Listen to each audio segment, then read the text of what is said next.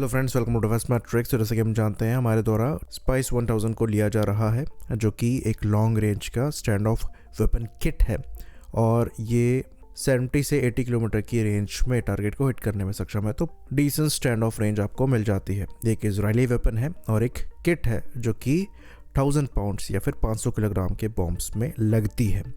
उसके बाद हम इजराइल से और भी वेपन्स ले रहे हैं, जैसा कि एक आर्टिकल में मेंशन किया गया है, जहां पर एयर लोरा की बात करी जा रही है, जो कि एक बैलिस्टिक मिसाइल है। इसके बारे में भी हम पहले चर्चा कर चुके हैं, जो कि एयरक्राफ्ट से लॉन्च होगी और मैक्सिमम 500 किलोमीटर की रेंज में टारगेट को हिट करने में सक्षम होगी। काफ़ी प्रिसाइज मिसाइल है और ये एंटी शिप टारगेट्स को भी हिट करने में इस्तेमाल करी जा सकती है और प्रिसाइजली स्टैंड ऑफ रेंजेस में टारगेट्स को हिट कर सकती है, जैसे कि हमने ऑपरेशन सिंदूर में किया था। तो इसका भी सिग्निफिकेंस है। लेकिन इसके आगे भी एक और इंटरेस्टिंग रिपोर्ट आ रही है आइस ब्रेकर के प्रिक्योरमेंट की। तो ये चीज़ हमने पहले भी डिस्कस करी थी कि ऐसी तरह जैसे एयरक्राफ्ट के पास डेडिकेटेड क्रूज मिसाइल नहीं है, जैसे कि स्कैल्प हो गई, जो कि हम रफाल से इस्तेमाल कर रहे हैं। तो अगर इन एयरक्राफ्ट के साथ आइस ब्रेकर जैसी क्रूज मिसाइल्स लग जाती हैं, जो कि 300+ किलोमीटर की रेंज में टारगेट को हिट करने में सक्षम है और लो फ्लाई करते हुए, टेरेन हगिंग को करते हुए अपने आप को एनिमी के रडार से बचाकर टारगेट को हिट कर सकती हैं, तो काफ़ी प्रिसाइज भी हैं, स्मार्ट भी हैं और कैपेबल भी हैं। अगेन इनकी कैपेबिलिटी हमने ऑपरेशन सिंदूर में देखी थी, जहां पर रफाल ने स्कैल्प क्रूज मिसाइल्स को फायर करते हुए इंपॉर्टेंट टारगेट्स को टेक डाउन किया था। तो ऐसे तरह जैसे प्लेटफॉर्म के साथ इन मिसाइल सिस्टम्स की भी रिक्वायरमेंट है, ये चीज़ हम पहले मेंशन कर चुके हैं।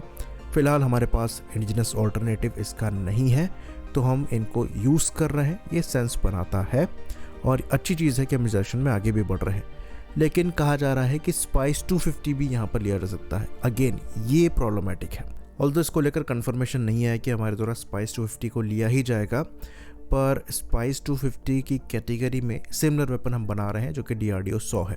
ऑल्दो स्पाइस 250 का एक एक्सटेंडेड रेंज वर्जन भी आता है, जिसे स्पाइस 250 ER कहते हैं। तो फिलहाल 100 को बड़े नंबर्स में सर्विस में इंडक्ट नहीं किया गया है। ये 120 किलोग्राम के बॉम्ब्स ग्लाइड करते हुए मैक्सिमम 100 किलोमीटर की रेंज में टारगेट को हिट कर सकते हैं और इनकी टेस्टिंग हम लंबे समय से करते चले आ रहे हैं, पर अभी इनको सर्विस में इंडक्ट नहीं कर पाए हैं। वहीं पर स्पाइस 250 की भी कॉन्फ़िगरेशन ऑलमोस्ट आइडेंटिकल है। ऑल्दो स्पाइस 250 और DRDO 100 में एक डिस्टिंक्शन रखा जाता है और पब्लिकली एक्सेप्ट या एक्नॉलेज नहीं किया जाता है कि जो DRDO 100 है ये स्पाइस 250 से डराइव्ड है, लेकिन जो सिमिलैरिटीज़ हैं ये विजिबल हैं। जो स्पाइस 250 का इंटरेस्टिंग वर्जन है ये ER हो सकता है, जहाँ पर 150 किलोमीटर की मैक्स रेंज आपको मिल जाती है और यहाँ पर एक माइक्रो टर्बोजेट इंजन लगा दिया गया है। तो ये चीज़ आप DRDO 100 के साथ भी कर सकते हैं। ये स्पाइस 250 के लिए स्पेसिफिक फीचर नहीं है। स्पाइस 250 की दूसरी खासियत यह है कि यहाँ पर AI का इस्तेमाल किया जाता है टारगेट एक्विजिशन के लिए। तो टारगेट एक्विजिशन के लिए जो मैकेनिज्म यहाँ पर इस्तेमाल होता है ये काफ़ी ज़्यादा एडवांस है। तो जैमिंग एनवायरनमेंट में भी ये टारगेट को प्रिसाइजली हिट कर सकता है और ऑपरेशंस में इसको लेकर सक्सेस भी मिली है। लेकिन ये सिमिलर चीज़ DRDO 100 के साथ भी करी जा सकती है। तो जब आपके पास सिमिलर वेपन है उसके बाद भी आप इजराइल से वेपन को इंपोर्ट करें, ये बिल्कुल भी सेंस नहीं बनाता है। अगर आपके पास सिमिलर वेपन ना होता तो ये चीज़ सेंस बनाती। इसलिए स्पाइस 1000 में कोई इशू नहीं है और आइस ब्रेकर में कोई इशू नहीं है, ये नेसेसिटी की तरह देखा जा सकता है। पर स्पाइस 250 अगर हम प्रिक्योर करते हैं और इंपोर्ट करते हैं तो ये बेवकूफ़ी होगी और सेल्फ सैबोटाज होगा। तो अगर हम इंडियन सोर्सेज की बात करें तो फिलहाल स्पाइस 250 ER को लेकर किसी तरीके का कंफर्मेशन नहीं आया है। ऑल्दो स्पाइस 1000 को लेकर न्यूज़ आ चुकी है और आइस ब्रेकर को लेकर भी न्यूज़ आ रही थी। वहीं पर जिस आर्टिकल में स्पाइस 250 के प्रिक्योरमेंट की बात करी जा रही है, इसको एक इजरायली फ्रीलांस जर्नलिस्ट द्वारा लिखा गया है। तो हो सकता है ये कम्प्लीटली करेक्ट ना हो, क्योंकि उस आर्टिकल में स्पाइस 250 को सेंटर में रखकर ही पूरा आर्टिकल लिखा गया था। तो ऐसा लग रहा था कि वो इस प्रोडक्ट को एडवर्टाइज़ कर रहे हैं। बेटर ये हो कि हम DRDO 100 को ही सर्विस में इंडक्ट करना स्टार्ट करें। ये काफ़ी कैपेबल वेपन है।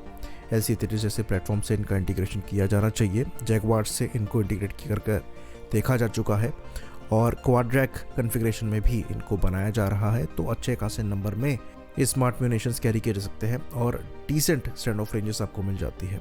माइक्रो टर्बोजेट ऐड करके आप इसकी रेंज को फर्दर एक्सटेंड कर सकते हैं, जो कि आपकी स्टैंड ऑफ कैपेबिलिटी को और ज़्यादा बढ़ाएगा। तो इस डायरेक्शन में हमें ध्यान देने की रिक्वायरमेंट है।